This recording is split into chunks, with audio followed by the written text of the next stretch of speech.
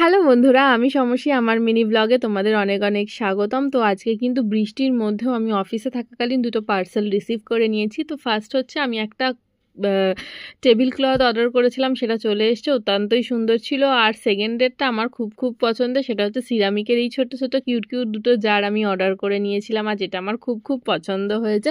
তোমাদের যদি ভালো লেগে থাকে এই জিনিসগুলো অবশ্যই কমেন্ট করো, আমি লিঙ্কটা শেয়ার করে দেবো। এই কিউট জিনিসগুলো অর্ডার করার একমাত্র উদ্দেশ্য হচ্ছে আমার ঘরের এই টেবিলটাকে মেকওভার করার জন্য। আসলে এই ঘরের এই টেবিলটাতে বসে আমরা খাওয়া দাওয়া করি, তো তার জন্য আমি ভাবলাম যে দেখো এই টেবিলটা একদম মেকওভার করা ছিল না, তো এটাকে সুন্দর করে মেকওভার করার জন্য এই জিনিসগুলো অর্ডার করেছি। আর সত্যি কথা বলতে ঘর সাজানো আমার একটা খুব ফেভারিট সাবজেক্ট।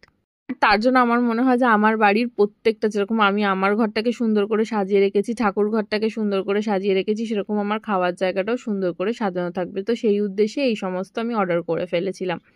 রান্নাঘরে তো সমস্ত আলাদা মশলাপাতির জন্য যার আলাদা থাকছেই, কিন্তু খাওয়ার টেবিলেও আমাদের সেম এরকম নুন, বিট নুন, গোলমরিচ, চাট মশলা এসব রাখা থাকে, যাতে বারবার খাওয়াতে বিঘ্ন না ঘটিয়ে উঠে উঠে গিয়ে রান্নাঘর থেকে নিয়ে আসতে হয়। তার জন্য একদম আলাদা করেই টেবিলে রাখা থাকে।